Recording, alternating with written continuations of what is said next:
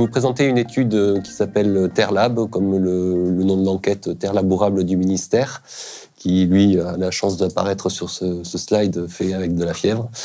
Et donc, au Labo T que je représente aujourd'hui. Donc, cette étude, elle a pour objectif, en fait, de regarder s'il est possible d'estimer les rendements des grandes cultures à l'échelle de la parcelle en utilisant l'imagerie satellitaire. Donc, on dispose en entrée de données d'enquête du ministère de l'Agriculture et de la Souveraineté alimentaire,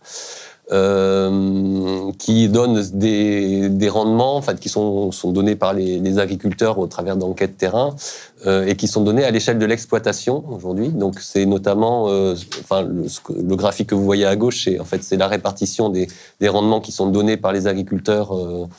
Donc c'est un histogramme, et on voit qu'il y a une surreprésentation des multiples de 5 en fait. Donc c'est à garder en tête quand on va exposer des performances de nos estimations.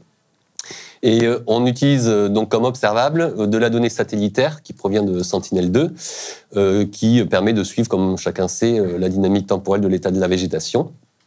Et donc ce qu'on veut savoir, c'est si ces données satellitaires permettent de capturer une information de rendement et de la capturer à l'échelle de la parcelle.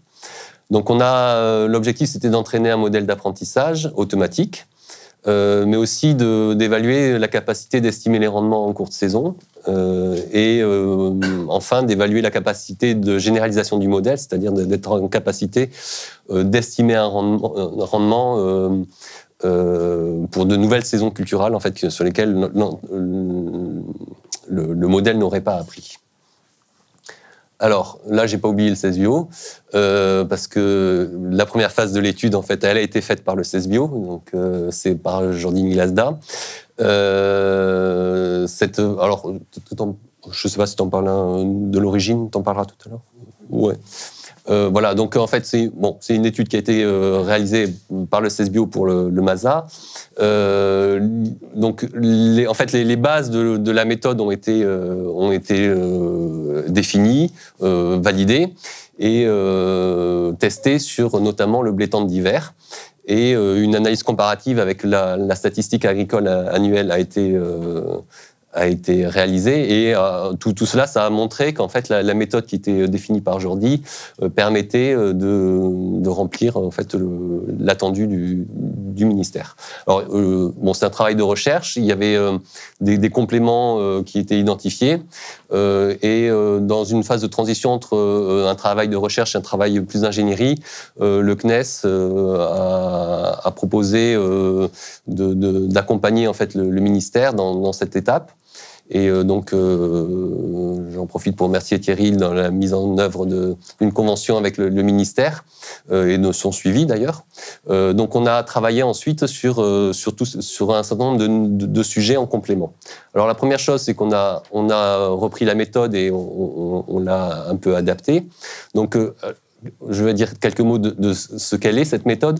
Donc, c'est une méthode statistique, purement statistique, qui considère que le rendement est lié à un cumul d'activités végétatives plutôt qu'à des événements à des dates précises, et qui considère qu'en fait, l'information de rendement est contenue dans cette information d'activité végétative qui peut être mesurée par le satellitaire. Donc, ce qu'on fait, c'est qu'on récupère une série temporelle d'images Sentinel-2, les images de niveau 2A, qui sont disponibles sur Theia. Merci à ceux qui ont fait ça. Donc on a sur toute la France, donc on a plein d'images, plein de tuiles, donc beaucoup de choses à traiter. Merci au cluster du HPC du CNES. Je fais mes petits messages de remerciement, j'en profite. On calcule des indices radiométriques sur toutes les images, et puis on utilise un RPG qui est fourni par le ministère, qui contient le découpage et le type de culture, et aussi le rendement qui va nous servir de vérité terrain. Et donc, on fait un découpage, on fait un calcul statistique zonal des indices radiométriques. On cherche la moyenne, l'écart type pour chaque parcelle. Et donc, on a une série temporelle en fait pour chaque parcelle de statistiques. Et on essaie d'identifier au cours de la saison culturale les dates auxquelles se produisent les mines et les max. Donc on extrait les dates et les valeurs des mines et des max. Donc ça, c'est l'observation satellitaire que l'on utilise en entrée en fait, du modèle d'apprentissage. Alors le modèle d'apprentissage, c'est donc on fait un modèle par type de culture. Donc ça c'est important parce que ça implique qu'il faut, il y a un prérequis, c'est de connaître la culture de là où on observe en fait. Donc on fait un modèle par type de culture. Et on entraîne des modèles de type gradient boosting. On a fait aussi du random forest, mais avec le gradient boosting a des légères meilleures performances. Donc on a 64 prédicteurs, donc 4 indices. On utilise la valeur min, max, et la date min et la date max sur les 4 sous-périodes culturales. Donc on prend, en fait, au sein de la période culturale, on prend des bimestres qui permettent en fait d'avoir quand même aussi des observations Sentinelle-2 dénuagées dans cette période-là. Donc pour les cultures d'hiver, on prend entre janvier et août, et les cultures de printemps, on prend entre avril et octobre. Voilà. Donc on entraîne un modèle à prédire le rendement qui nous est fourni par l'enquête terrain Terlab. Donc ça produit un joli graphe qui en abscisse montre les rendements de Terlab, en ordonnée les rendements estimés. La couleur, c'est la densité des points. Donc, heureusement, plus c'est jaune, plus il y a de points. Donc, ça veut dire qu'on est quand même globalement sur la coupe Y égale X. Donc, on voit clairement une corrélation. Et on a une erreur absolue moyenne qui est... Alors, on l'a testé pour toutes les cultures. Là, par exemple, pour le blé tendre, on était à une MAE de 6,55 quintaux par hectare. Donc, souvenez-vous du 5 quintaux par hectare sur la donnée d'entrée de Terlab.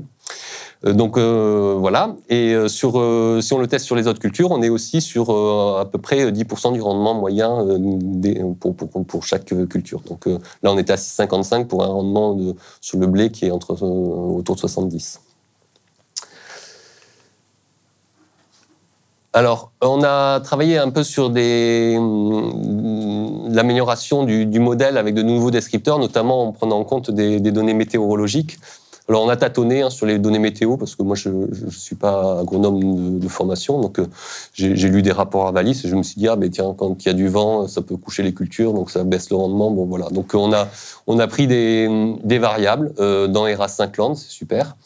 C'est facile à récupérer et à traiter. Voilà, donc on a pris le vitesse de vent, le vitesse max, le nombre de jours où il y a du vent fort. Vent fort, c'est une notion un peu floue, mais on a mis un seuil. Précipitation, température. Donc on a rajouté 56 descripteurs. On prenait en fait un descripteur par mois et par paramètre. Et puis après, on a rajouté des informations géographiques, en fait, la position de la parcelle, parce qu'elle embarque notamment des notions de pédoclimatique, c'est le terme, je crois, qualité des sols. Aussi sur l'altitude de la surface, la pente et l'orientation pour mesurer l'incidence solaire, par exemple. On s'est dit qu'il y avait probablement des liens avec ces paramètres. Donc on a au final augmenté la taille du nombre de descripteurs, et avec une amélioration de la MAE qui a fait qu'on était, pour par exemple le blé tendre, en dessous de 5 quintaux par hectare.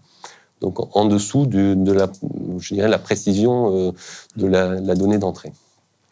Donc on était content, même très content. On a reproduit le travail que faisait Jordi sur la comparaison avec l'ASA. On est toujours, alors je vous l'illustre là, on est très cohérent quand on agrège en fait Alors, quand on calcule la production à partir du rendement multiplié par la surface de la parcelle, c'est facile. Et qu'on l'agrège au niveau à l'échelle départementale, on peut comparer avec les productions données par la SA, et on voit qu'il y a une très bonne corrélation. Donc, là, c'est toujours pareil. En abscisse, c'est la vérité terrain, donc les données agrègent, et en ordonnée, c'est ce qu'on prédit. Et sur les productions, on voit qu'on est quand même bien aligné sur une courbe Y égale X, Y égale 0,99 76 X, donc c'est pas mal. Alors, ce qu'on a essayé de faire après, c'était d'aller vers un apprentissage multi-année, c'est-à-dire de faire un modèle qui d'abord, être capable de reproduire ce qu'on avait fait sur une année sur d'autres années. Donc ça, on l'a fait sur toutes les années de 2017 à 2021, c'est-à-dire qu'on a entraîné sur une année et prédit sur la même année, c'est-à-dire bien évidemment en séparant un jeu de données de validation et d'entraînement. Donc là, on a des performances du modèle qui restent similaires quelles que soient les années. Ensuite, on a regardé si, en fait, on était en capacité de faire apprendre un modèle et sur plusieurs années, de restituer une année qui est elle-même dans l'apprentissage. Enfin, en séparant bien évidemment encore les jeux de données de tests et de validation, mais en termes d'années, on prend toutes les années qui existent et on prédit sur une année incluse dans cet entraînement. Et donc là, on arrive à des performances qui sont similaires, et ce qui veut dire qu'en fait, en compte d'autres années, on ne dégrade pas la performance d'une année donnée. Donc ça, c'était plutôt bon. Ça voulait dire qu'on pouvait continuer à apprendre de nouvelles années sans dégrader l'année en cours. Et le dernier travail, c'était d'essayer de voir si on pouvait prédire une année qu'on n'a pas du tout vue. Donc là, on a entraîné un modèle de 2017 à 2020 et essayé de prédire l'année 2021. Et puis, on a aussi fait de 2018 à 2021 et essayé de prédire l'année 2017. Donc là, au départ, on a eu des gros problèmes enfin, le modèle ne corrélait pas. Donc on a probablement, on a estimé on utilisait, enfin on était en surapprentissage probablement et on avait une incapacité à généraliser. On avait un modèle au départ qui était quand même avec 142 descripteurs, de la météo qui est variable chaque année. Donc on s'est dit on va essayer de travailler sur l'importance des descripteurs et donc à réduire en fait ces descripteurs. Donc on a fait une analyse sur cette importance des descripteurs et finalement on a réussi à en extraire plus que 15. Et notamment, la météo, on l'a exclue, parce que bon, les paramètres, d'abord, ils étaient choisis de manière un peu empirique et c'était pas forcément les meilleurs. Donc on verra plus tard, on essaie de les réintroduire maintenant, mais de façon plus pertinente. Ensuite, le NDRE1, qui est l'indice de RedEdge 1, il est très corrélé au RedEdge 2. Bon, enfin, c'est les deux bandes dans le proche infrarouge qui contiennent un peu la même information. Pour prédire les rendements. Et ensuite, on a supprimé le dernier bimestre qui en fait mesure la matière sèche, en plus que vraiment enfin qui influe peu sur le rendement. Donc on a en fait au final le modèle qui est représenté à droite. Alors ça fait une grosse patate, mais les droites essaient de montrer typiquement là, celles qui sont le plus à l'écart, c'est 90% des prédictions qui ont une MAE inférieure à 18,42, donc c'est quand même gros, mais si on prend le jaune, on est inférieur à 6,86, 50% des prédictions sont inférieures à 6,86. Donc là, on est sur un modèle général qui a une MAE de 8,75 quintaux par hectare, sur une année qu'il n'a pas du tout vue. Oui, ça va tenir. Sauf pour Juliette, peut-être. Non, c'est Juliette est inclus ou... Voilà. Et donc, après, on a essayé sur le maïs. Et là, ça ne marche pas. Ça marche pas. Enfin, on le voit dans le graphe. Alors, ça marchait bien chaque année. J'ai pas mis le graphe, désolé Thierry, qui montrait que ça corrélait bien quand on apprend sur une année et qu'on reste sur la même année. On voyait notamment deux pics de points jaunes qui correspondaient à irrigués, non irrigués, en fait. Mais là, ça ne corrèle pas parce que, alors d'abord, il y a une grande variabilité de rendement interannuel. C'est affiché là. Entre des années, c'est très différent. Donc, est-ce qu'on arrive à bien capturer l'information de rendement avec cette variabilité? Aujourd'hui, on tâtonne. Radiométriquement, la différence entre les parcelles ayant un bon et un mauvais rendement est plus faible. Malgré tout, on a vraiment de très bons résultats quand on fait un apprentissage sur une année pour restituer la même année. Enfin, quand on est vraiment année par année, c'est très bon. Donc là, il faut qu'on arrive à travailler sur la généralisation. Et donc, on voudrait réintroduire des paramètres météo, notamment des paramètres qui nous ont été conseillés par le CESBio et via Thierry. Donc la somme cumulée des températures, le rayonnement incident, des précipitations, l'évaporation. Voilà. Donc ça, c'est du travail en cours, mais on va y arriver. Voilà.